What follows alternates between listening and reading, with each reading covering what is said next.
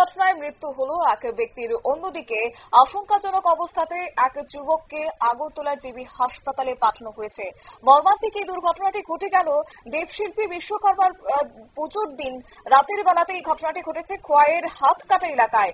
ঘটনার বিবরণে জানা গেছে, বাইক আরোহী নয়ন গোপ, যার বয়স আনুমানিক 27 বছর, অন্যদিকে নেপাল বণিক, যার বয়স 50 বছর, একটি বাইকে করে হাতকাটা থেকে খোয়াই শহরের দিকে আসছিল এবং রাস্তার বাইকটি নিয়ন্ত্রণ হারিয়ে দুর্ঘটনার কবলে পড়ে। পাশাপাশি খোয়াই অগ্নিনির্বাপক দপ্তরের কাছে খবর গেলে তারা কর্মীরা ছুটে আসে ঘটনাস্থলে। তাদেরকে ঘটনাস্থল থেকে রক্তাক্ত অবস্থায় উদ্ধার করে নিয়ে আসে খোয়াই জেলা হাসপাতালে। কি রয়েছে বিস্তারিত শুনুন। কোনো কিছুর সাথে ধাক্কা লাগবে না, কোনো কিছু তো ধাক্কা লাগলো না, অন্য পাবলিকের বললাম। তাদের কি নাম? তাদের নাম, একজনের নাম হইল নেপাল ভৌমিক, বয়স 50, বাড়ি হইল দুর্গানগর মণিপুরি বস্তি। আরেকজনের নাম হইল নয়ন গুপ, সাফির গুপ, বাড়ি হইল সিঙ্গিছড়া।